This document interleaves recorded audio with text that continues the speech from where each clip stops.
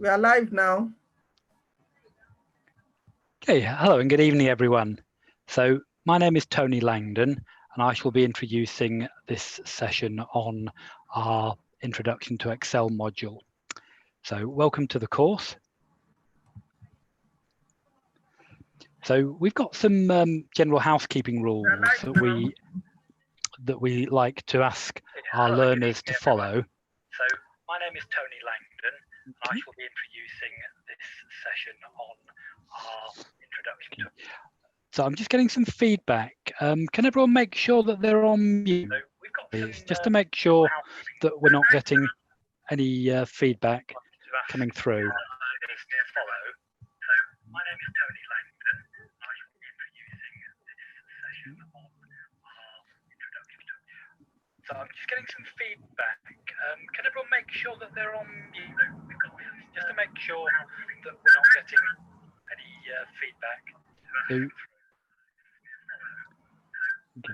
So I've put the housekeeping rules up so that we can see those, and we would ask you to arrive at least 5 minutes early before every session, just because you can have technical problems as you start to connect, and you might need that 5 minutes just to get everything working. And as you've already heard, when we're doing these presentations over the internet, we do need to ask you to have a quiet background, to put yourself on mute when you're not asking questions as well. We'd like you to take the training seriously, because you'll get the most out of it if you do. We are recording the session, so you will be able to review this session later if you need to. We'd also ask that you complete your assignments on time. If we have to chase you up with assignments, that slows the whole course down. If you need to leave one of our video conferences, can you put a message in the chat box that the session coordinator can see, and they'll make a note of that for me. We would always encourage you to buddy up, so find somebody that's at your level of learning and work with them to support each other while you go through the training. And you will learn more if you can dedicate 1 hour a day to your training, doing further reading, doing assignments, practicing what we've been talking to you about. We would generally like to ask you to keep questions to the end, but I would say if you're really not understanding something, it's better to say so immediately. So you can raise your hand via the Zoom facility if you have any problems with that, but you can use chat. You could put a message on the chat to everyone, and the course coordinator will see that and will draw my attention to it. Okay. So any questions on those housekeeping rules before we start? Okay. So the purpose of this introductory session is to teach you the fundamental principles of Excel and to demonstrate a few of the basic capabilities of Excel. So I'll demonstrate these basic capabilities and fundamental principles to you on this shared screen, and you will then be able to perform these exercises using Excel on your machine to consolidate your training. And then there is also an assignment which will further help you be sure that you've understood the lessons that we've taught you tonight. So as we go on later in this session, I will ask you if you're able to start a copy of Excel on your own machine, but carry on listening to the instructions that I give you. And if you have any problems, come back to the Zoom session and ask questions about the problems that you're having, and we'll try and sort those out for you. And the payoff for this will be that you should then have a good understanding of how to use Excel to perform simple calculations, and you'll understand the fundamental principles of Excel, what it is and how it works. Is that okay? Okay. So I just want to talk briefly about the Excel course that we're delivering, our Introduction to Excel. So it's been developed from a comprehensive syllabus, but it's taught in an order that mixes up some basic and intermediate topics so that you can start to use Excel as quickly as possible. The course is taught as a number of taught sessions with a number of assignments to help you get that practice that you need to really be sure that you've understood. Excuse me. The assignments reinforce the learning and provide that opportunity to practice. So in this session, we're going to look at why you might want to use Excel, what are its advantages. We're going to talk about workbooks and worksheets, how to create them and open them. We're going to talk about navigating the worksheet and entering data into it. And we're going to talk about selecting items. And we'll go on to talk about formulas. Formulas are very fundamental to Excel. And once we've had a quick look at formulas, we'll move on to saving workbooks, moving between worksheets, closing a workbook, and then exiting Excel. So that's all the presentation that I wanted to give. What I'm going to do now is start by opening Excel, and to do that, I'm going to stop sharing this presentation, and I shall start sharing my entire screen so that you can see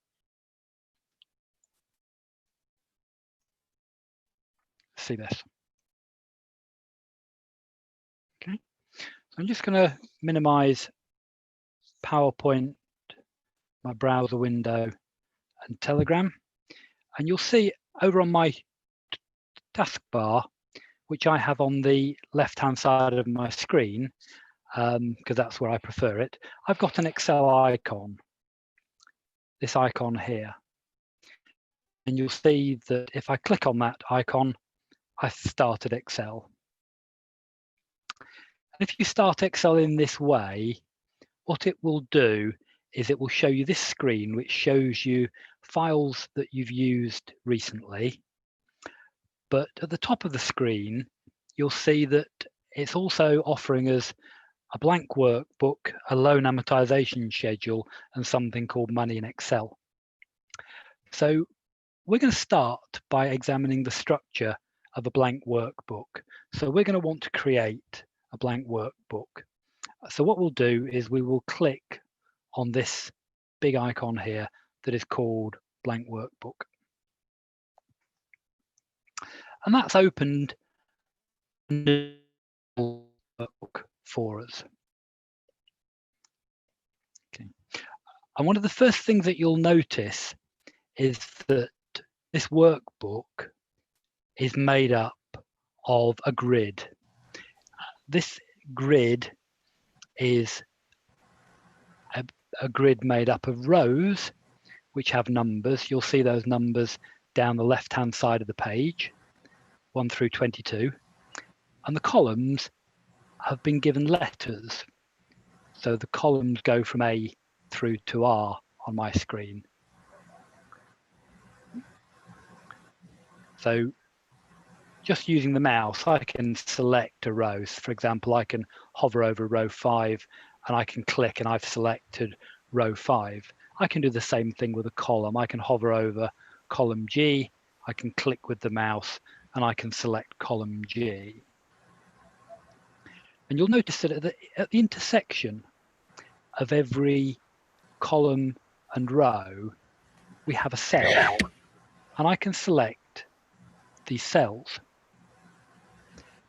Now, every cell in the Excel worksheet has a name. And you'll see, if you look in the top left corner of the screen, just where I'm selecting here, you'll see that the name of this cell that I clicked in was F5. If I click here,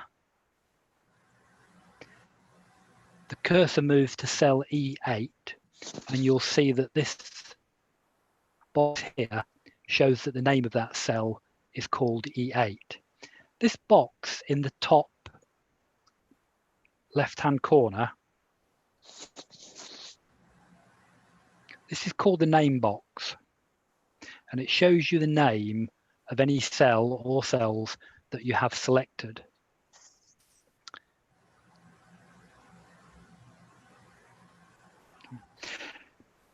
So this grid structure is fundamental to the way that Excel works and also to how it can be used, because Excel is really best at dealing with situations when you want to perform lots of calculations on numbers, and those numbers are arranged in tables. So if the data that you're working with is already set out in a table fashion, then Excel could be the right tool to help you work with that data. So what I'd like to do is to invite you to, if you're able to, on your own machine, to start a copy of Excel, as I did, create a blank workbook, and then come back to me. I'll give you a few minutes just to do that. If you need me to go over anything again, come off mute and just say so, and I'll guide you through.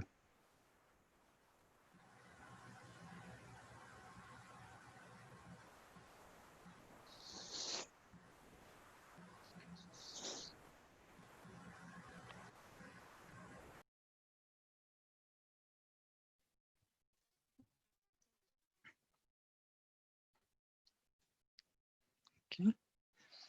Is anyone having problems with starting Excel?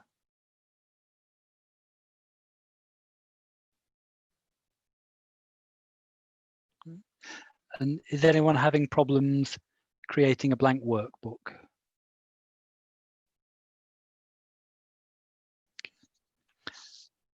Does anyone need any more time before I move on?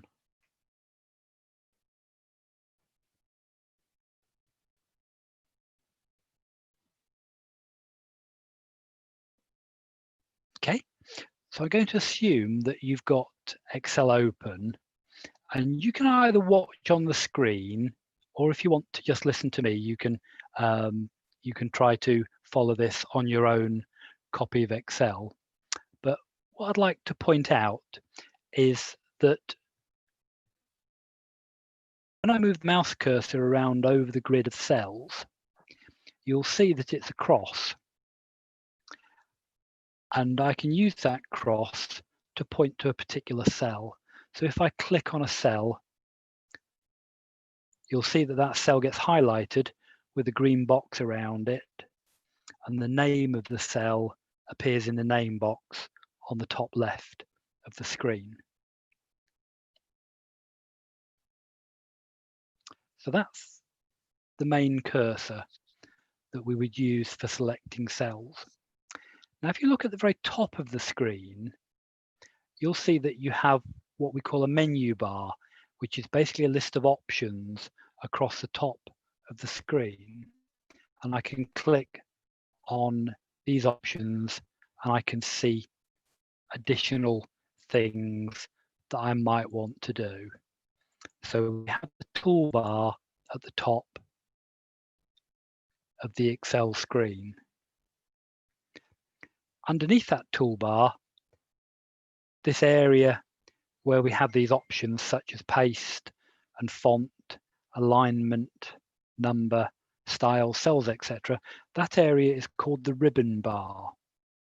And when you select a menu item, such as insert, the items on the ribbon bar will change to show you what you're able to do within that menu option. And we'll look at what each of these menu items does in the fullness of the course. We won't look at everything today, there's just too much to look at. And then right at the very, very top of the screen, you'll see that we have this symbol here, which if I hold my mouse over it, we're told is the save icon. That symbol is actually an old style floppy disk. That's just been a convention with Microsoft products and other products to show a floppy disk icon as the save icon. And you'll see we have other options, some of which are grayed out because we haven't done anything yet. So we can't undo, we can't redo. but we could print. And we have this other icon here, which allows us to customize the quick access toolbar. So the quick access toolbar is at the very, very top of the screen, and that gives you some very quick access to some things that you may want to be able to do quickly, such as printing or saving or undoing or redoing something that you've done. So we're going to take a look now around the spreadsheet. So I'm going to click my cursor onto cell F7, and you'll see that cell F7 is highlighted with the green box around it, and F7 appears as the cell name in the name box in the top left corner of the screen. What I can do is, using the arrow keys, I can move around this worksheet. So I can move the selected cell downwards by pressing the down arrow, up by pressing the up arrow, right by pressing the right arrow, and left by pressing the left arrow. So what I'd like you to do on your copies of Excel is just pick any cell. A cell in the center of the screen would be best, and try using the arrow keys to move around. Watch how the selected cell changes, and watch how the name of the cell changes in the name box as you move around. Yeah. So as I move around, you'll see that the cell name in the name box is changing to follow the cursor.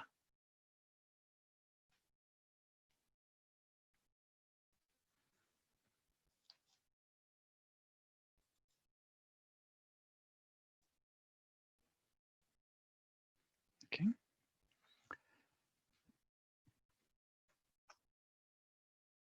Does anyone need any more time to just do that short practice exercise?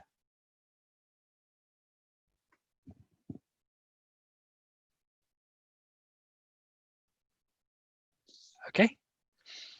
So using the arrow keys to move around the worksheet is all very well and good. What you'll notice is if we use the arrow key to move down, Excel scrolls the spreadsheet down so that it's bringing new rows into view as we scroll down. And the same thing happens if we use the right arrow key. As we go to the right, Excel will scroll the worksheet so that additional columns are brought into view.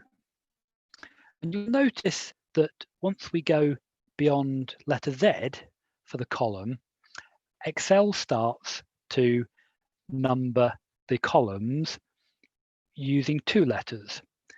So after Z, it's named the next column AA, and the column after that is AB, the column after that AC, and so on. So this is how Excel numbers the columns. So moving around using the mouse is all very well and good, but it can take a long time. If you've got a large spreadsheet, although Excel is quite fast, it can take a long time to move around. It also raises the question as to how many rows can you have in a worksheet? And one of the easy ways to find out is to use the End key on the keyboard and then to press the down arrow. So if I press the End key and press the down arrow, what Excel will do is it will move to the very end of the worksheet. And you can see that the last row in the worksheet has a number that is just over 1 million. So this worksheet has 1 million rows in it. And in a similar vein, I can press the End key and I can press the right arrow to go to the rightmost column. And you'll see that if I do that, that column is called XFD. Now, it's actually hard to see exactly how many columns that is because Excel is using letters to name the columns, but I know because I've looked it up that XFD is actually column 16,384. So an Excel worksheet can have over 1 million rows and can have over 16,000 columns. So the biggest worksheet that we can create has over 17 billion cells. But one of the things that is clever about Excel is that Excel only stores cells that have data in them. So because all of these cells are currently empty, if we were to save this worksheet would be very, very small. And even if we were to put a number into this very last cell, the size of the file that we would save would still be very small because Excel is only storing the information that is actually in any of the used cells. If cells are empty, then Excel knows that they're empty and it doesn't have to store information. So Excel is very efficient, even if your data only has a few values. So what I'd like you to do now on your own copies of Excel is to practice using the End key and the down arrow to go to the bottom of the spreadsheet, and then use the End key and the up arrow to come to the top of the spreadsheet. And I'll just show you that working. So I'll press the End key and then I'll press the up arrow, and you'll see that that brings the cursor up to the very top row, row number 1. And if I want to return to column A, I can press the End key and press the left arrow key, and that takes me all the way to the left. So what I'd like you to do on your own copies of Excel is to practice using the End key along with the arrow keys to move to the very bottom row, the far right-hand column, then go back to the top row using the End key plus the up arrow, and then go to the left-hand column using the End key and the left arrow. Yeah, so I'll give you some time to do that, and if you can come back to the Zoom screen when you've done that.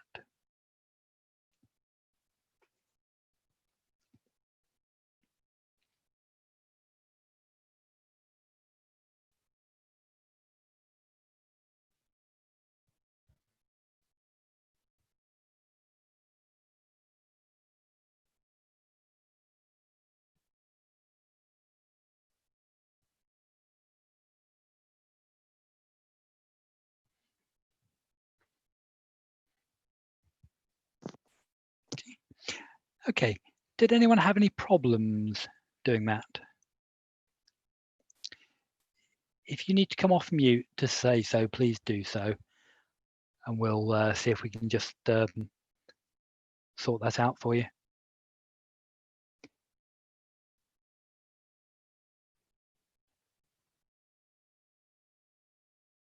Okay, is everyone okay if we move on?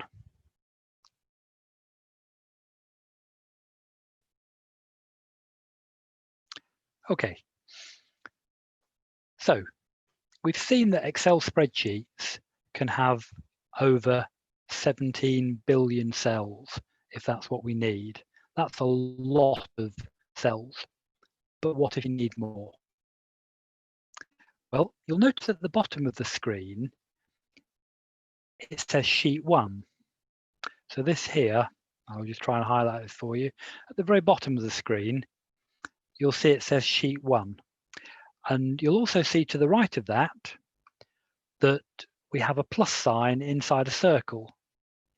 And if I hold my mouse over that plus sign, you'll see that it says new sheet. And if I click on that plus sign, Excel creates me a new sheet called sheet 2. Now, because we don't have any data in our sheets yet, you can't really see much of a difference between sheet 1 and sheet 2. So if I click on sheet 1, we are on sheet 1, but it actually looks the same as on sheet 2. So you'll have to take it on trust that they are in fact different sheets. Now, Excel will allow you to create as many sheets as you want to. It doesn't actually limit you as to how many you can create. What will limit you is the amount of data that you have on each sheet, because you can't create an Excel spreadsheet that is bigger than the storage that's available to your computer to save your Excel spreadsheet. So the number of sheets you can create is actually unlimited. What will limit you is the amount of data that you can put into one Excel spreadsheet, which can't be bigger than the amount of data that you can store on your computer. So you can see that Excel can allow you to store and manipulate very large amounts of information. Okay. What we're also able to do down at the bottom of the screen is we can do things with these sheet names. So sheet 1 and sheet 2 are. What I can do is I can right click on the sheet name, and you'll see that I'm offered a number of options. I can insert, which will create another new sheet. I can delete the existing sheet. I can rename it, move and copy it, and there are some other actions that can be done, which we're going to skip over for the moment. What I'm just going to show you is to rename the sheet and perhaps give it a meaningful name. I would click on the rename option, and the cursor is now where it says sheet 2, and I can type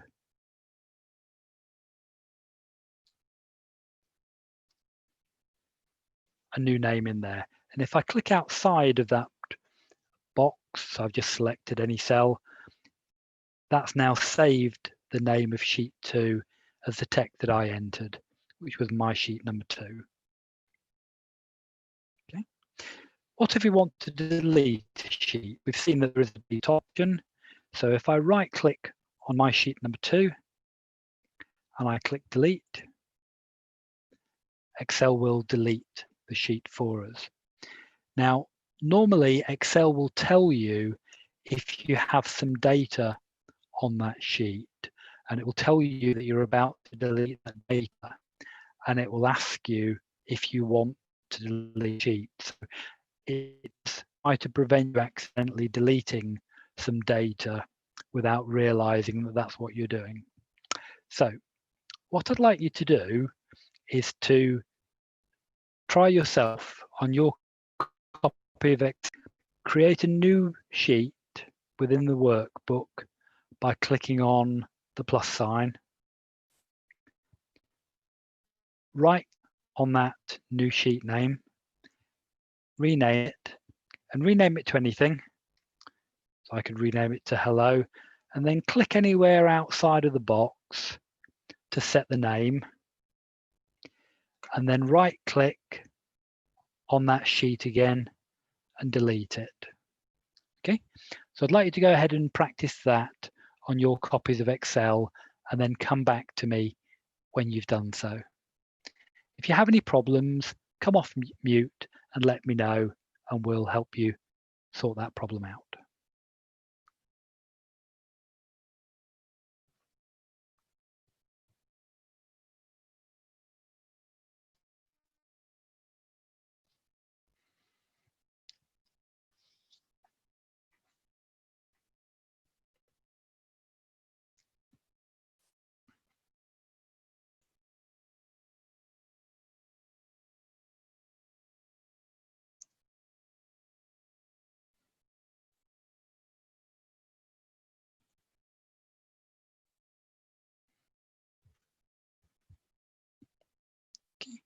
Does anyone need any help with that exercise?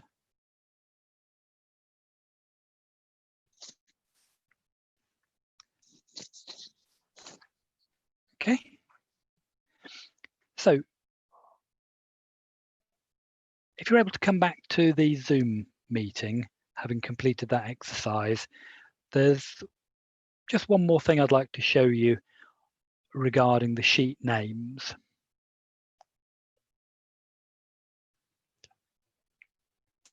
if I right click on the sheet, one of the options in this list is tab color. And if I hold my mouse over tab color, you can see I'm presented with a list of colors. So if I select red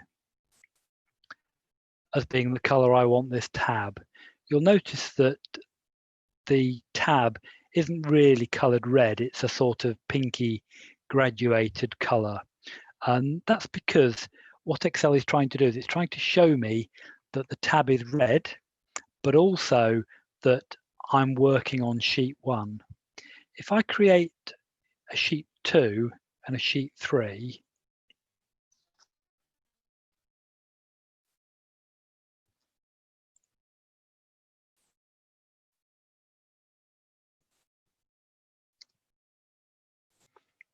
you can see that I can set the color for the tab. So I can set the color of sheet 3 to be green. And you'll see I get this same washed out green effect. That's showing me that I'm actually selected on sheet, looking at sheet 3. If I click on sheet 1, you'll see that the tab for sheet 3 is in fact green. If I click on sheet 3, you'll see that the tab color for sheet 1 is red.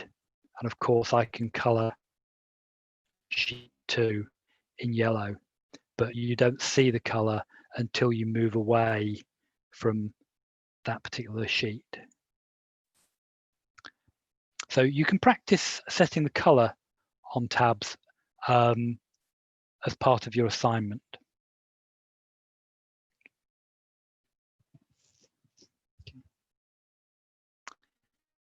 Just also going to briefly show you what the insert option does here. The insert is basically going to add a new worksheet. But you'll notice that when I click on insert, it actually offers me a set of templates that I might use. So I could insert a new worksheet, but I could also insert a new tab, a new chart. So insert gives you some more options. When you click the plus button on the bottom of the screen, what you're doing is you're inserting a new worksheet, and the plus button is just a shortcut that means you don't have to select worksheet and click OK. It does the same thing. Okay, so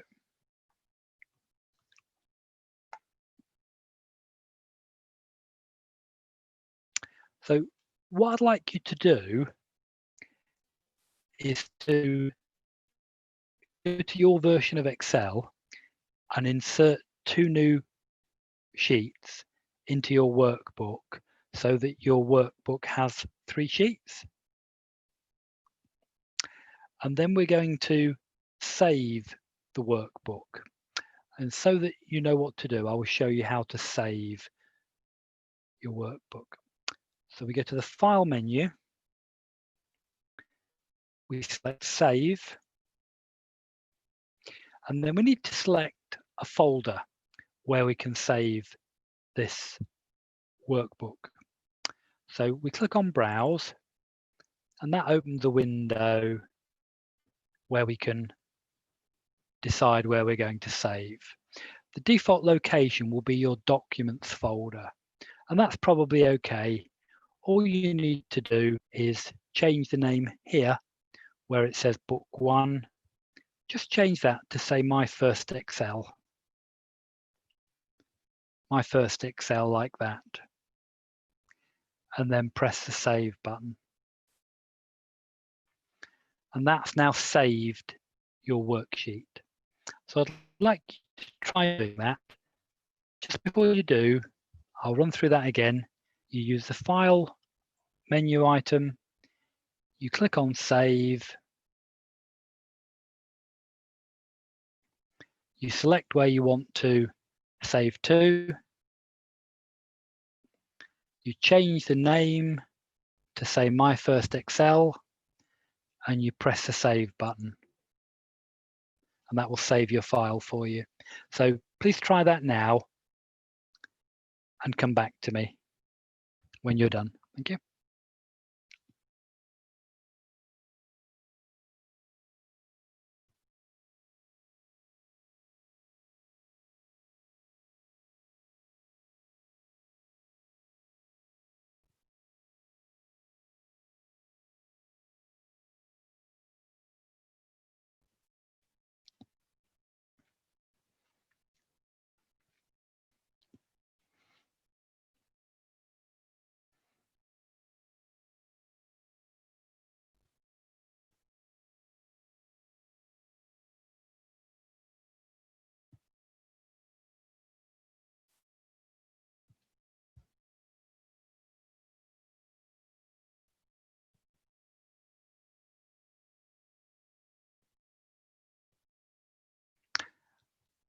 Okay, so did anyone have any problems with saving their spreadsheet, their workbook?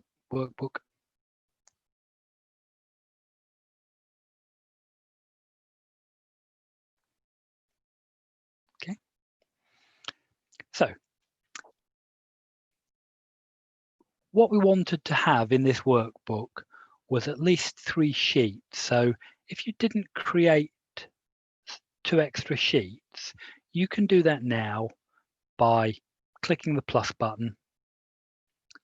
Make sure you've got 3 sheets in your workbook, and to save the file quickly with its existing name, you can just use the save button in the very top left corner of the screen where I'm pointing to now. So you can press that disk icon and that will save the current file that you have open, so that you've got a workbook that has 3 worksheets in it.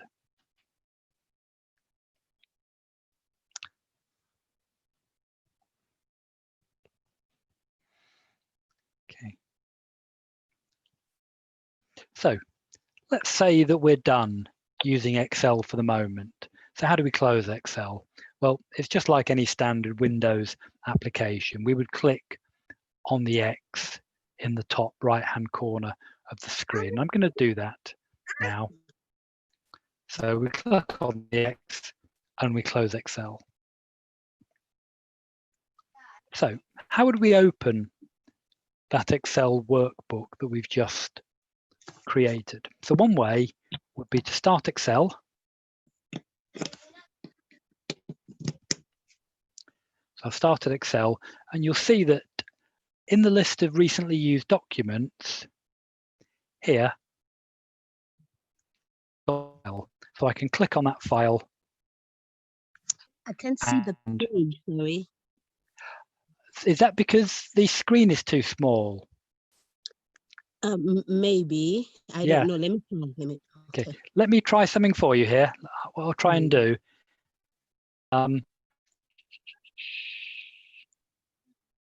Is that better?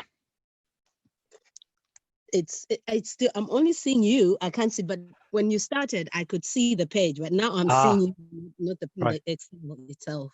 Sure. Okay. Thank you for letting me know. What I'll do is I'll stop sharing my screen and I'll start resharing it, just in case we've had a problem with the. Thank you. Thank you, Tony. Thank you. Okay. So what I'm sharing now is I'm just sharing the Excel window, because we can complete the rest of the session just using the Excel window. So are you seeing that now? Yes, thank you, Tony. Yeah. I can do. Okay, so I'll just repeat that again.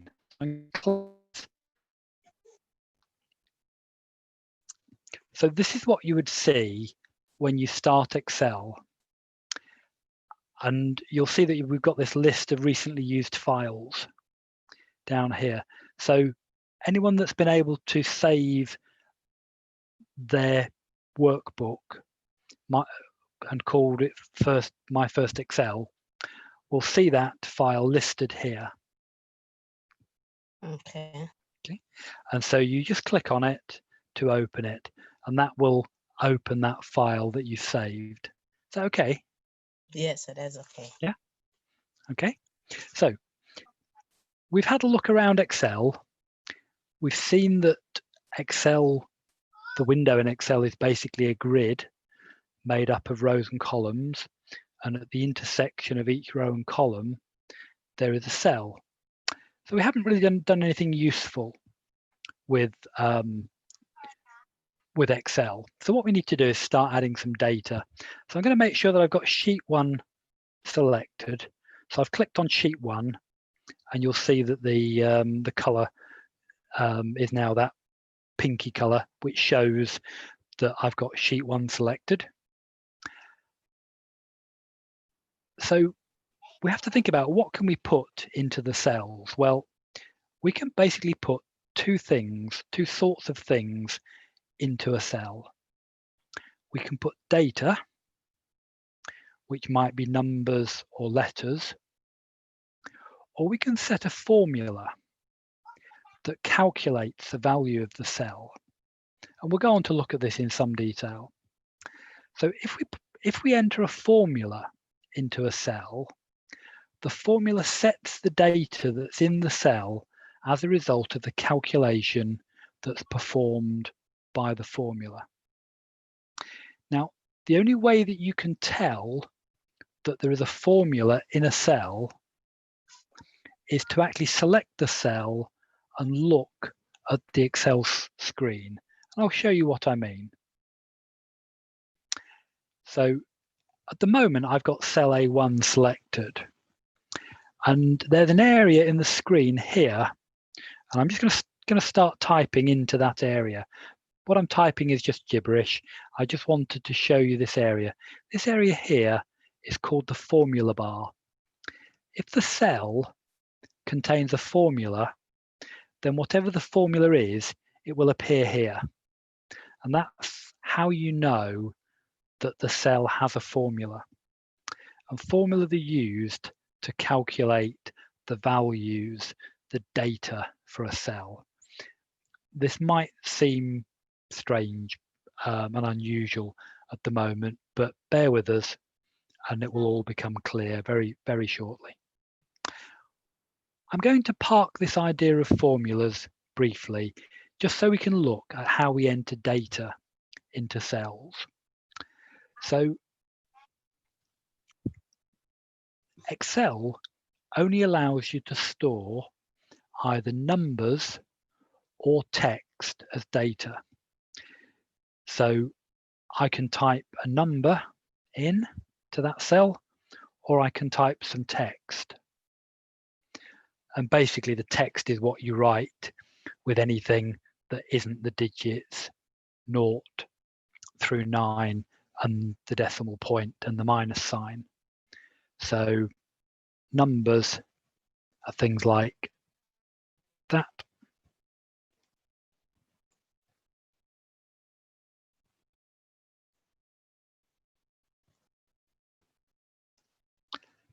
Whereas text is things like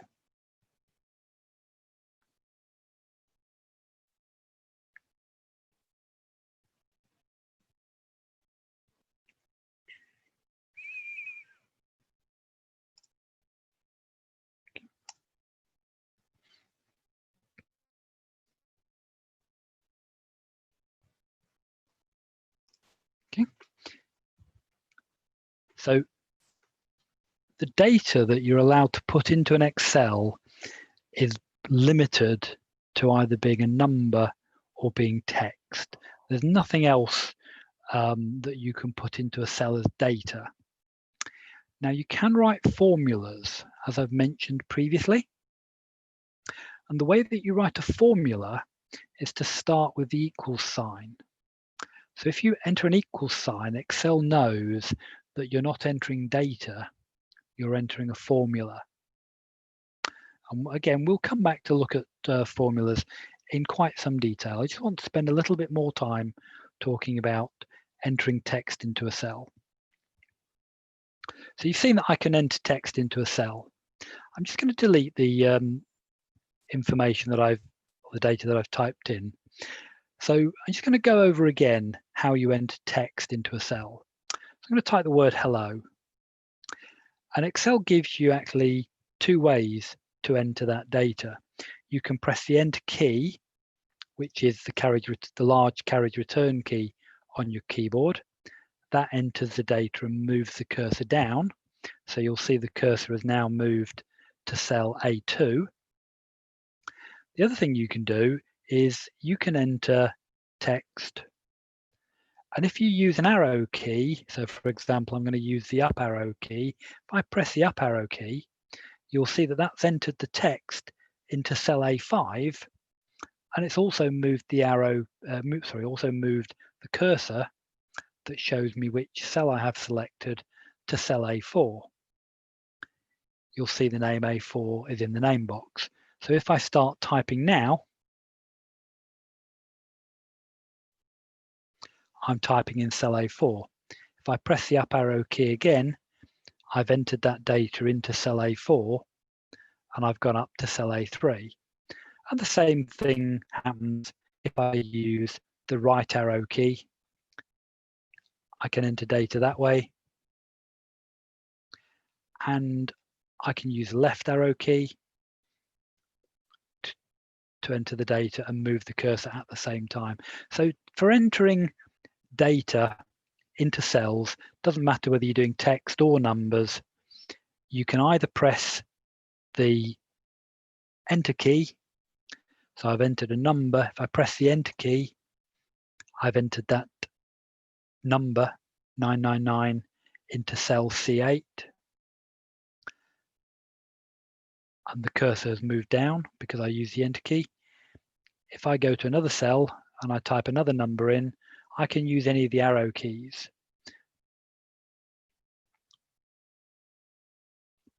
to enter the data into the cell. So this is the way that we can enter data into the cells. So what I'd like you to do is to practice this on your own copy of Excel. So if you can go to cell A1 using the mouse, just click on cell A1 and then type a word in there and press the Enter key. And just notice how the cell moves down to A2. Then type another word into cell A2 and use the right arrow key to move to the right.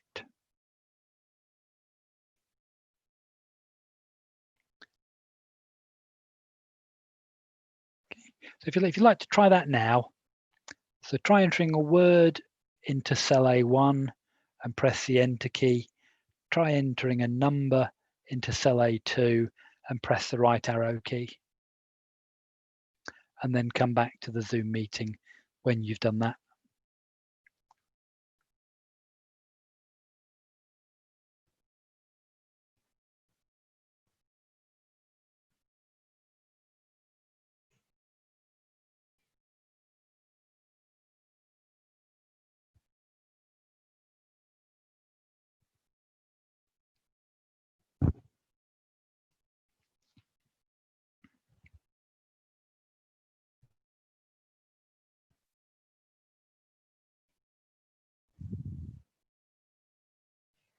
Okay. Does anyone need more time?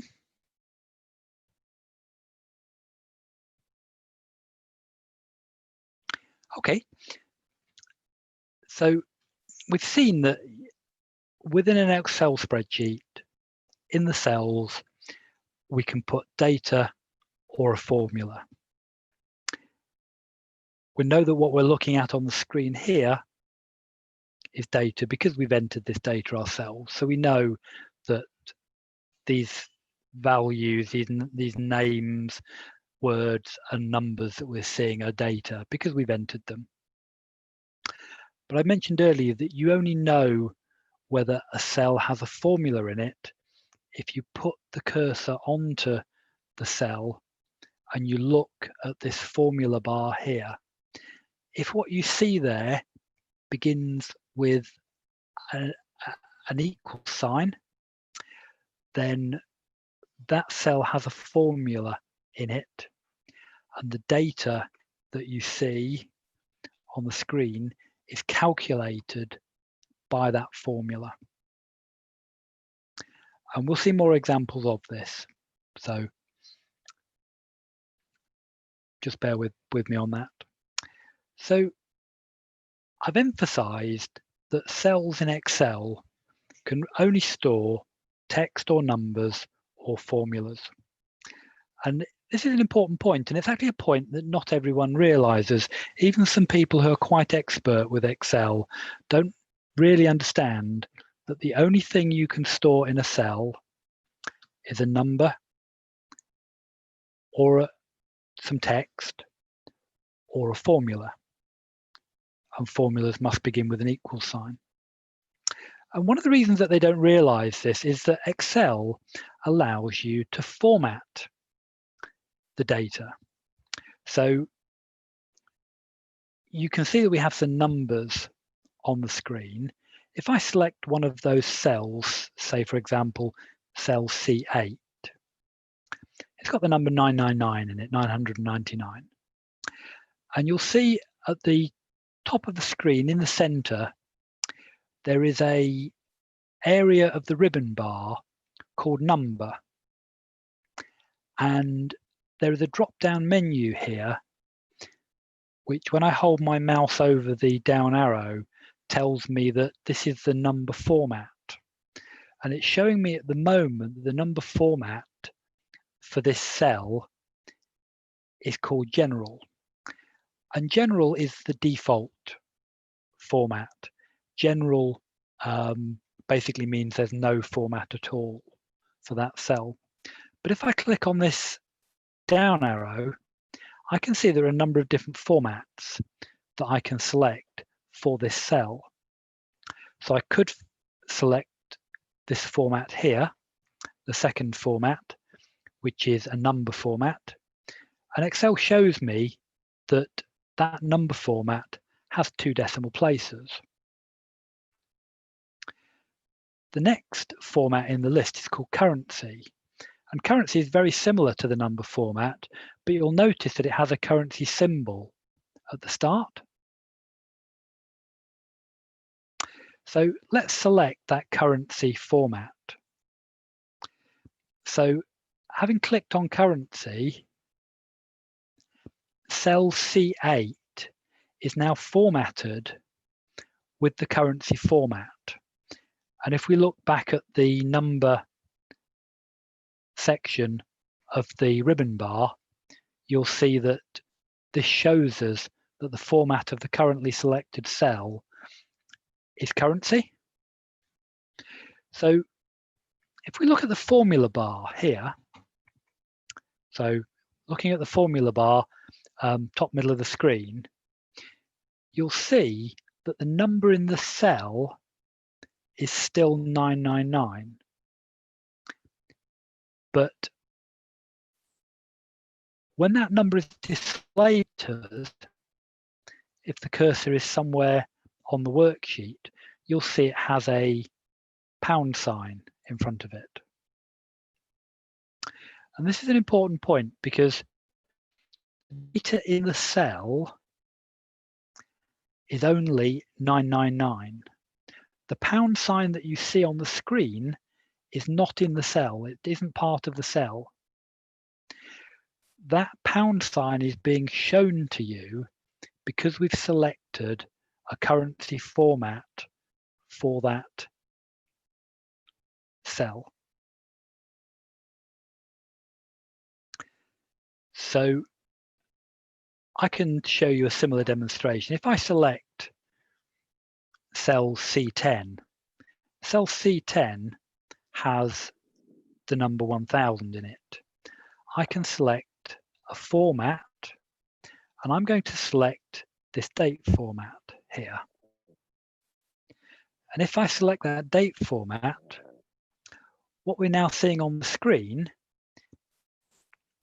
is that in cell C10, we now appear to have a date. But if I click on cell C10,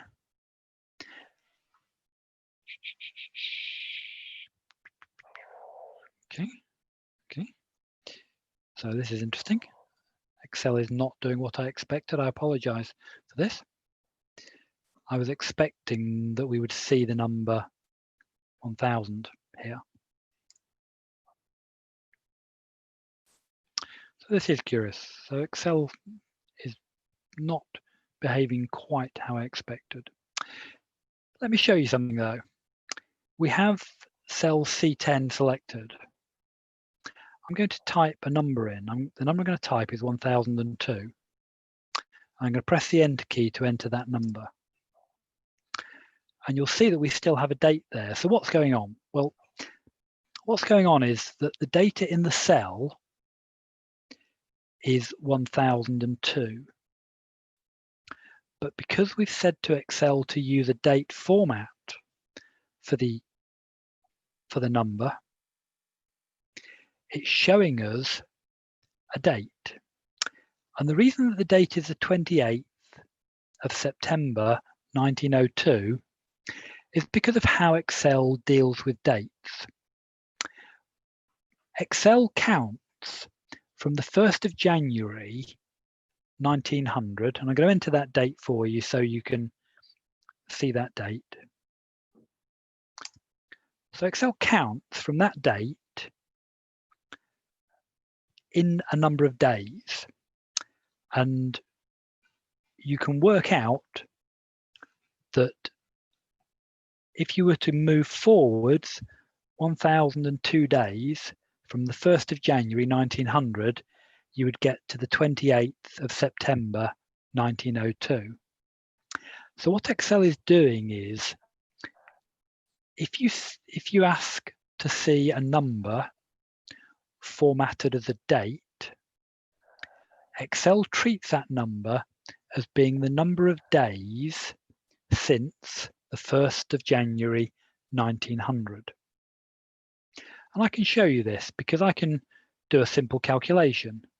I can put today's date in, 4th of the 8th, 2020, and I can subtract that from this date here. And the way that I'm going to do that is to write a formula. And I've mentioned previously that to write a formula, we start with an equal sign. So I'm going to press the equal sign, and I'm going to select this cell. And you'll see that what Excel has done is it's given me the name of that cell. Cell G10 is the name of the cell that has today's date in it. I'm then going to put a minus sign, and I'm going to select this date here. And you'll see that Excel has put the name of the cell that I've selected into the formula for me. So Excel is helping me write this formula. It's not making me work out what the name of the cell is. Oh, I want the number from cell C12, so I'll type C12 in. Just by clicking on the cell, Excel will enter this cell name for me. Now, when I press the Enter key now, Excel will calculate the answer to that formula. And you'll see that it's calculated that there are 44,046 days between the 1st of January 1900 and today's date. And if you wanted to do a quick mental calculation to see whether that was the right number of days, we could write another formula over here. We could say 365 days times by 120 years. So the answer should be about 43,000. So we're certainly in the right ballpark. And of course, we've got some leap years in there as well. So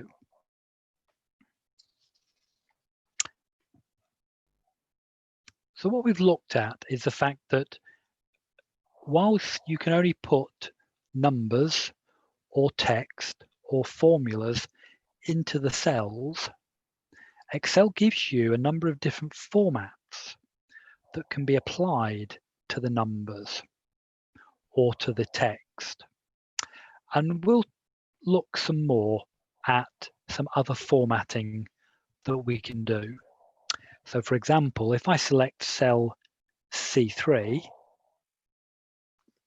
and we look in the top left center of the ribbon bar, we can see that we can change the font that's used.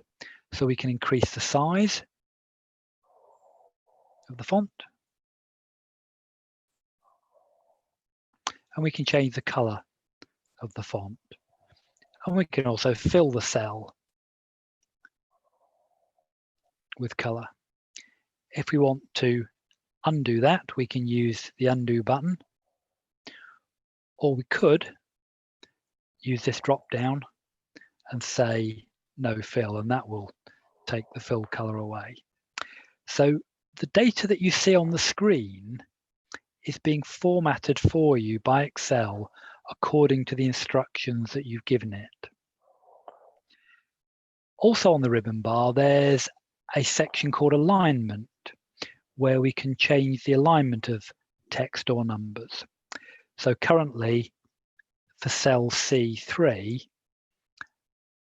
where we've got the red mouse, I can change the alignment of that cell so that the text in it is either put on the right-hand side or the left-hand side or in the center. And that also works with numbers. I can move the numbers to the right or to the left. So the important thing here is to understand that what is in the cell is either a number or data or a formula, but there can be a format that is set for the cell that will control and change how the data that is in the cell is displayed to you when you look at the worksheet.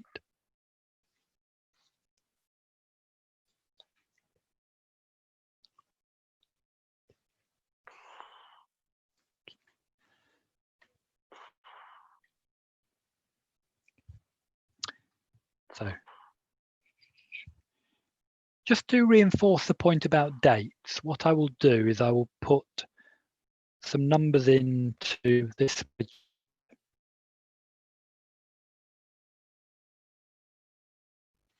So I've put 4 numbers into row 17, and I'll just move the screen down a bit just to make sure that you can see those numbers. Okay, so those numbers are now the only numbers we have on the screen. I can set the format of each of these cells to be a date.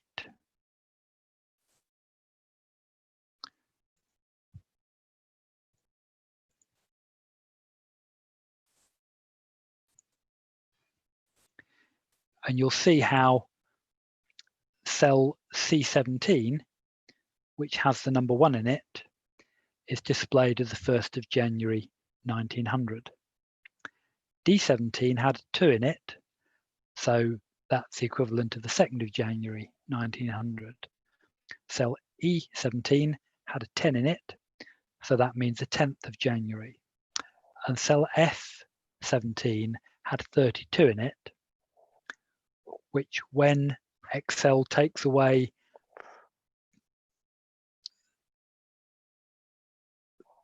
the 1st of the 1st, 1900, it works out that 32 days after that must be the 1st of February 1900.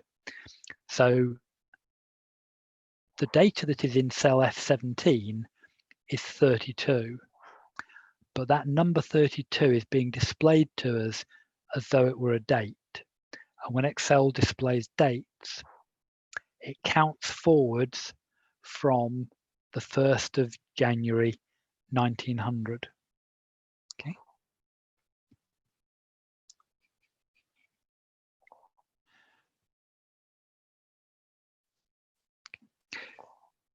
So we've entered some numbers and we've said that Excel is good at doing lots of calculations. And we've talked about the formulas and we've seen a simple formula. So what I'm going to do now is just show you a bit more about entering formulas. I'm just going to delete this data. You'll see that what I'm able to do with the cursor is to select more than one than one cell at a time. And I can do that by selecting one cell, holding the Shift key down and pressing the last cell that I want to select. And that will select me a range of cells. And I can then press the Delete key, and that deletes the data out of the cell. If I go back to cells C17, D17, E17, F17, if you look at the top of the screen, in the number section of the ribbon bar, you'll see that the format is still set to date. So any number I enter into these cells will be displayed as a date because it has that date format set. But when I move my cursor to cell G17, we don't have a date format set there. We just have a general format, which is the default. If I enter a number there,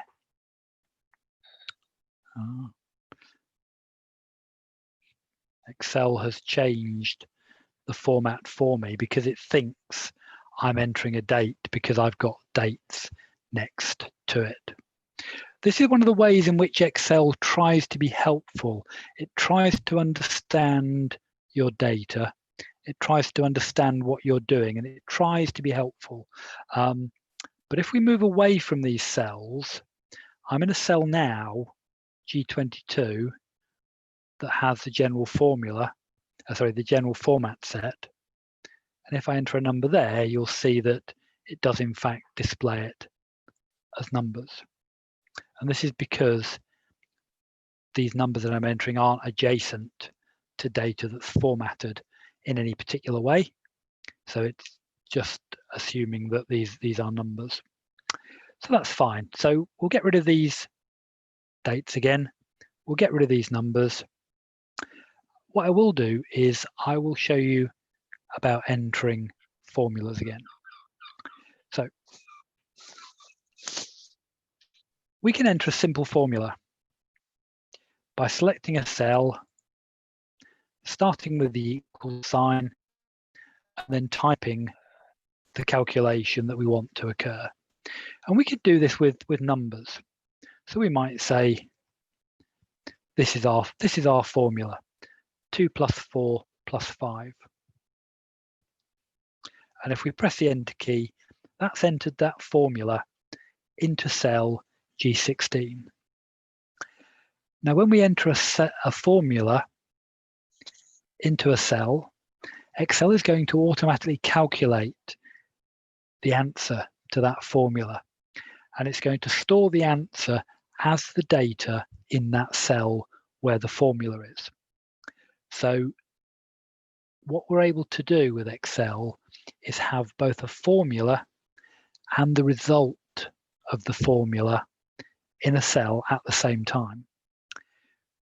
You'll see that while we move around the spreadsheet, what Excel is showing us is the answer. It's showing us the value that's been calculated by the formula. But if we click on the cell, so I've selected cell G16 again, if we look on the formula bar here, you'll see that we can see what the formula is, but you have to click on the cell that you're interested in and look at the formula bar to actually see what the formula for that cell is. So, are there any questions about how you would go about entering a simple formula? Okay, because what I'd like you to do on your own versions of Excel, in your sheet number 1, is I'd like you to enter we're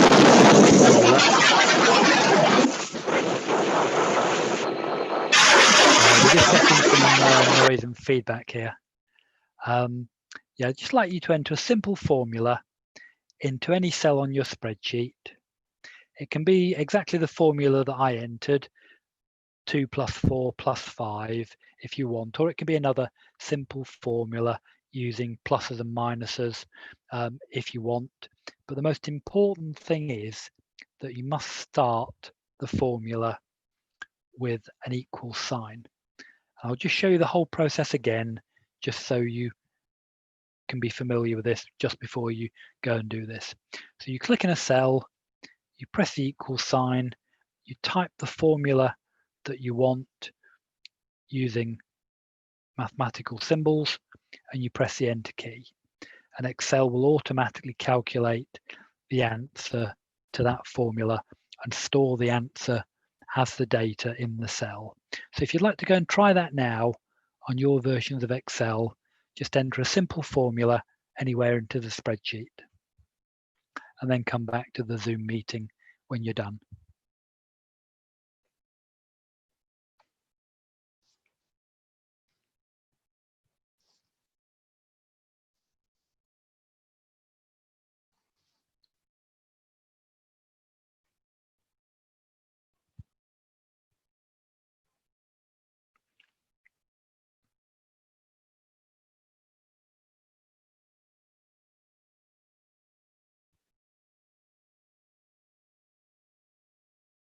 Okay, so does anyone need any more time, or has anyone had any problems with entering this simple formula into their Excel worksheet?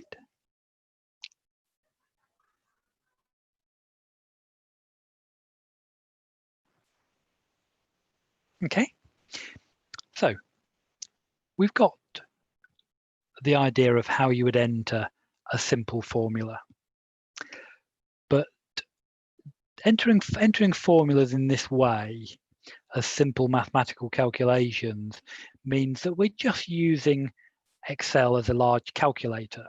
It's not really doing anything particularly clever. We can use it to perform very complicated calculations, but if we have to type in the numbers we want into the formula, like we have here, where we've said we want to know the answer of 2 plus 4 plus 5, that's not very clever.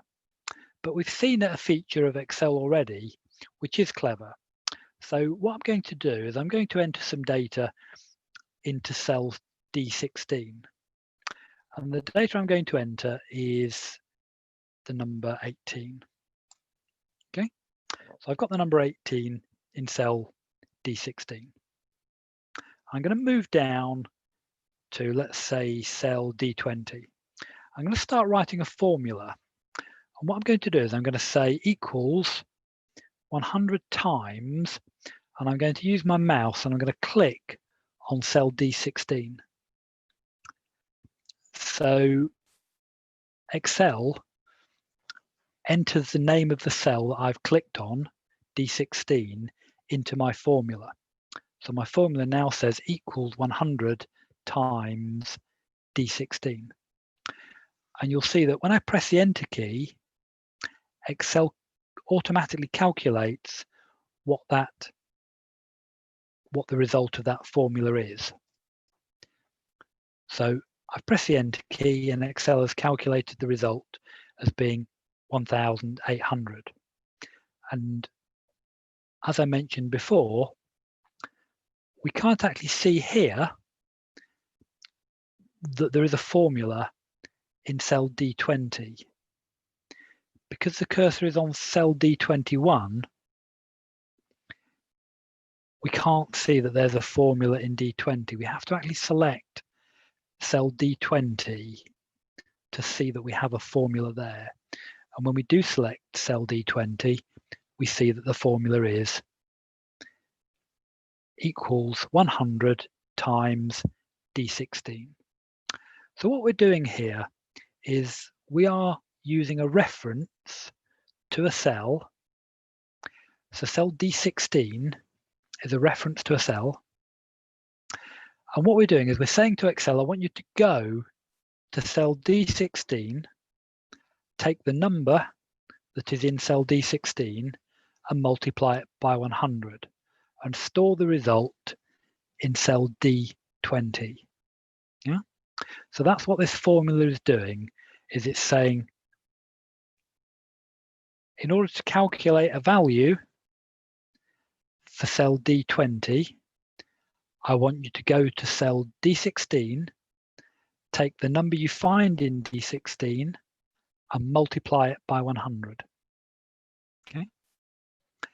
And now we're starting to see the power of Excel, because if I change the number that is in cell D16, so if I type in 13 and I press the Enter key, Excel automatically recalculates without me having to do anything. It tells me the new answer for the formula 100 times whatever is in cell D16. And this is the power of Excel, that you can write your formulas and do some calculations, but then if you need to change your data, say for example 13 was a price and 100 was the number of items that you've sold in a particular month, if the price of the item were to increase to say £15 or whatever, then Excel automatically recalculates the value of selling 100 of those items. So this is part of the power of Excel. So what I'd like you to do now is, on your own copies of Excel, in a spare area of the worksheet, I'd like you to put a number into a free cell. And then I would like you, in another free cell, in a different cell, create a formula that multiplies that number that you entered in the first cell by 10. So I'll just show you what to do, then I'd like you to do it. So I'm just gonna get rid of this data here, just so we can see what we're doing more clearly. So I'd like you to pick an empty cell, put a number into it, press the Enter key or move the arrow keys to enter that data into the cell, and then in another cell, enter a formula that multiplies that number by 10. So you can click on the number, the multiply sign is the star, and then you enter the number 10, and then when you press the Enter key, you'll get the calculation of what cell D16 multiplied by 10 is. Does anyone have any questions before you go away to do that exercise?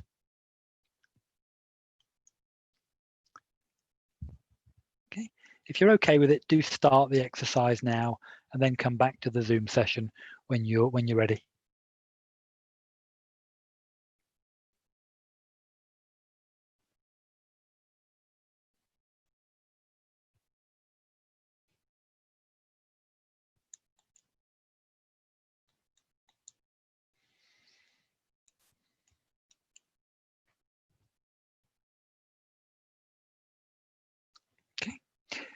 So hopefully you've all been able to do that now. What you should see, if you change the number, if we change this to 13, you should, and press Enter, you should see that that number also changes. Okay. And if we change the number to something else, let's change it to 200. If you also use the arrow keys to enter that number, that also tells Excel that the data's changed and that the spreadsheet needs to be recalculated. And what's actually happening here is that anytime you change any data in the spreadsheet, Excel recalculates all the cells that have changed.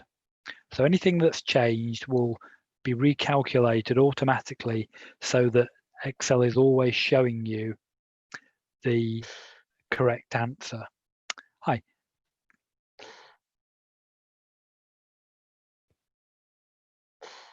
Okay. Now, what we should also point out is that if we delete the data from cell C16, so I've selected cell C16, I'm going to press the delete key. So there's now no data in cell D16, and you'll see that the data in cell D18 is now 0. And that's because Excel is treating the empty cell D16 as having a 0 in it. And of course, 10 times 0 is 0.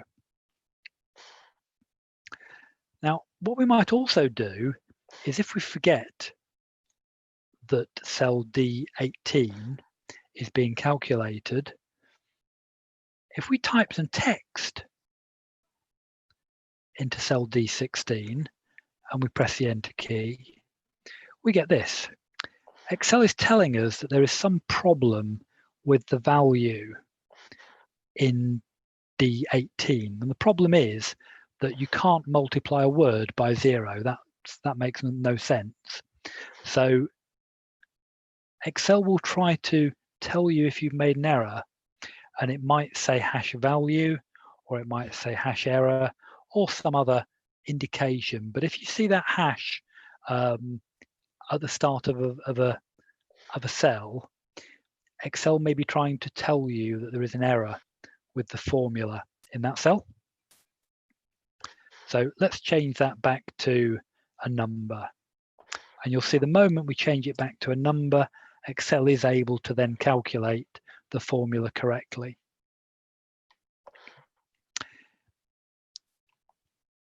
So what we're seeing here is that we can refer to cells and the content of cells within our formulas by using the cell name. In this little formula we've got here, we're just referring to one cell, cell D16. But of course, we can write more complicated formulas. So we could say F13 plus F14 plus F15. And you'll see that Excel helpfully highlights the cells to show which cells our formula refers to, and it color codes them as best it can. So it's showing us that this formula that we've got, and I'm going to press the Enter key to store the formula. So we now have the formula in cell F18, but because there's no data in any of the cells that the formula refers to, the answer to the calculation is 0. But as we start to put numbers into these cells that the formula refers to, you can see that each time I enter some new data, Excel automatically recalculates what the value of F18 should be. So this formula that we've written in cell F18, this is using these references to the cells, so F13, F14, F15,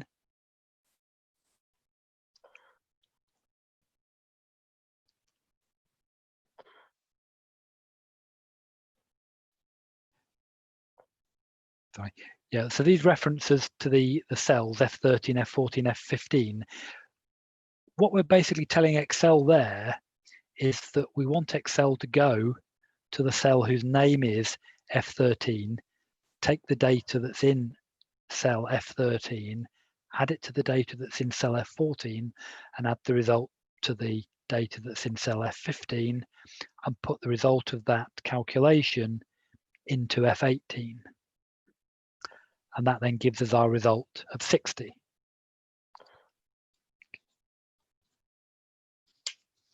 Does anyone have any questions about that?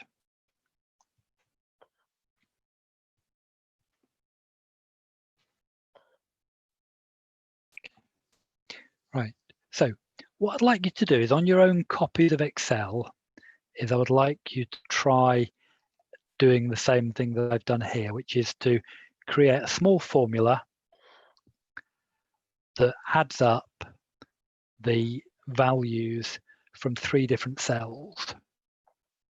So you'll need to write your formula, point to each of the 3 cells that you want to include in your formula, and put some numbers in those cells.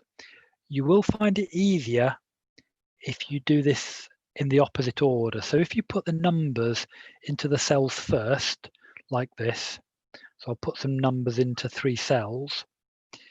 If you then move to the cell that you want to put your formula into, you press the equal sign. You can then click on these numbers and Excel will give you the name of the cell. So all you have to do is press the plus sign, select the next cell that you want, press the plus sign again,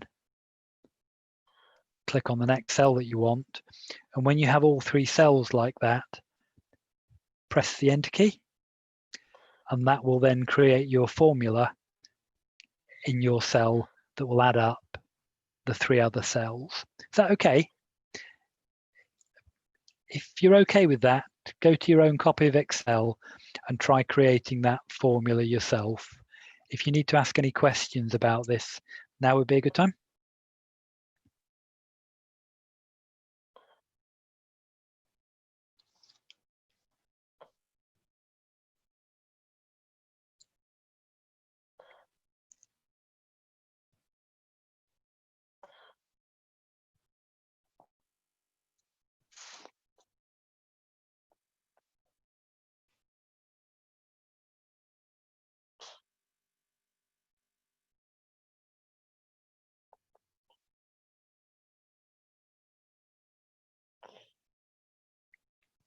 Okay.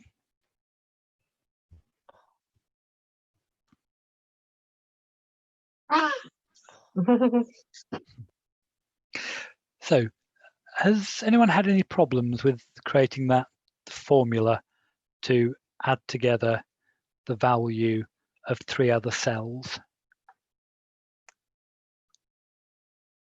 Okay. So this first session that we do on Excel is probably the most important session for you, because it's where you learn these basic concepts about the fact that Excel has worksheets. The worksheets have cells. The cells can contain data or formulas. The data can be either numbers or letters, but nothing else.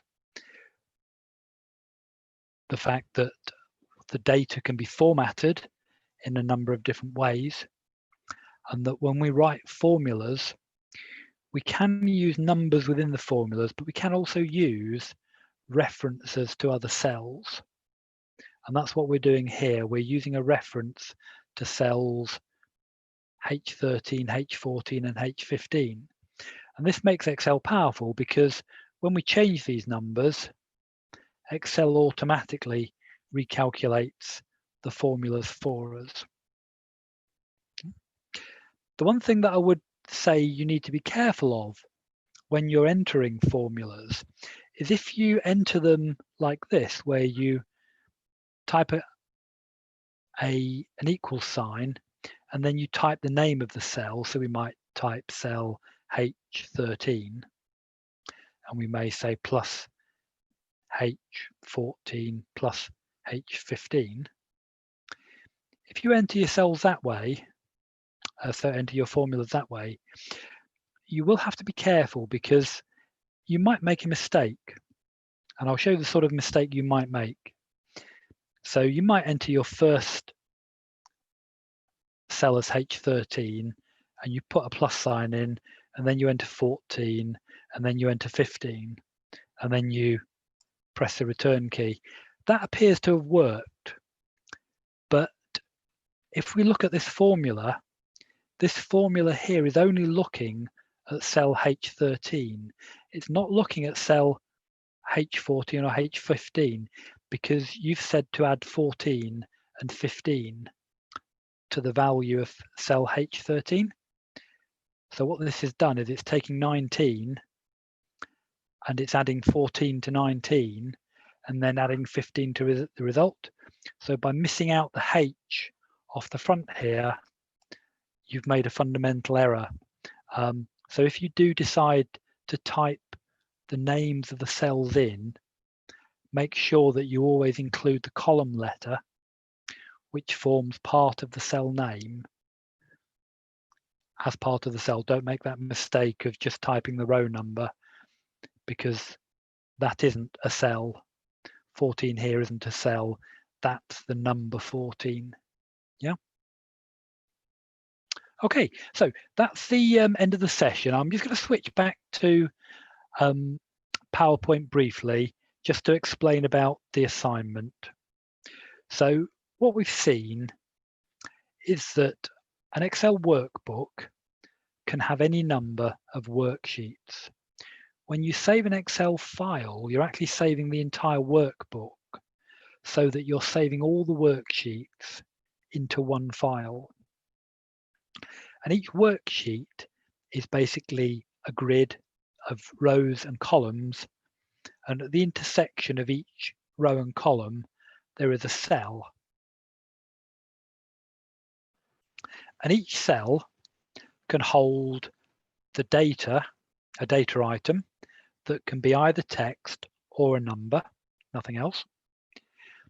The cell can hold a formula that can calculate a data value. Formulas always begin with an equal sign. That's how you know that they're a formula. And that each cell can have a format that controls how the data is displayed to you.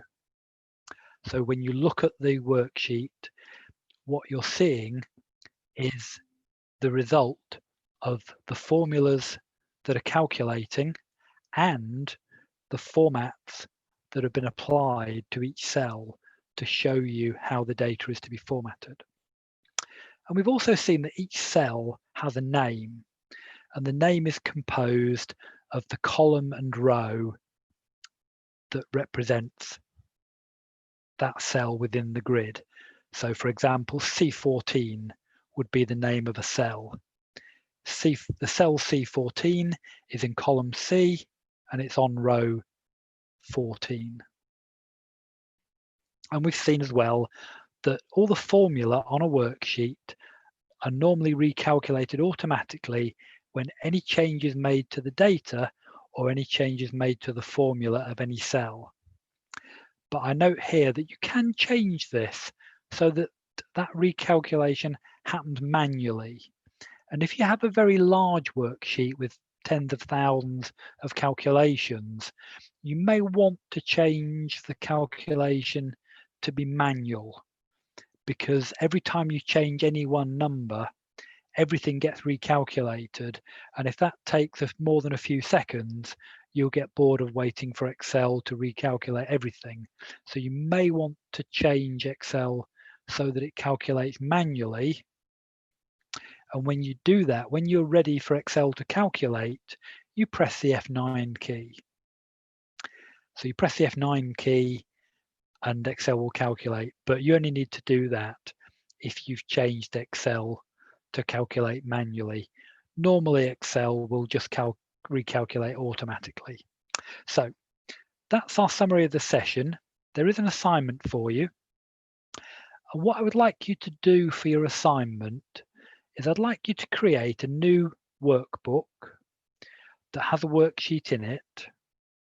And in that worksheet, I would like you to enter the names and categories and prices of 10 different products that are sold in your favorite kind of shop. So we'll actually send you some detailed instructions on how to complete this assignment. The instruction will tell you everything you need to know and do.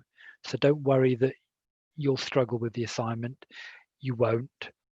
But basically, I need you to think about what your favorite kind of shop is, invent 10 different products that are sold in that shop, and then the detailed instructions will tell you how to create a new worksheet that contains the names of those products, the categories of those products, and the prices of those products.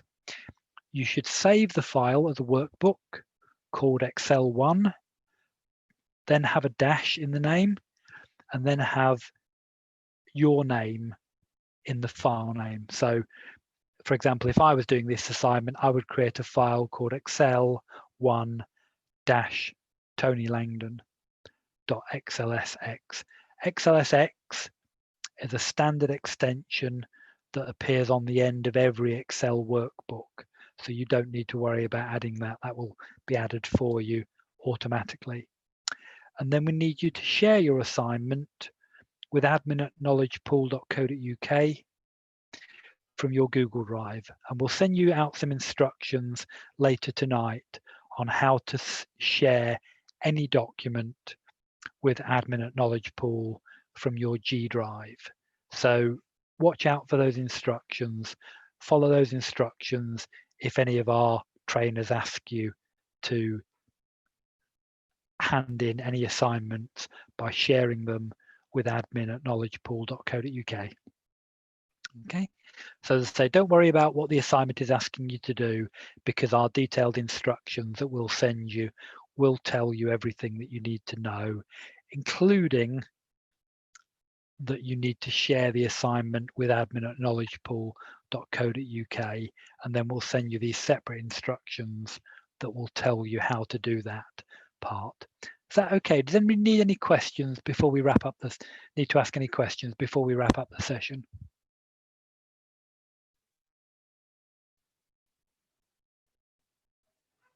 Okay, do come off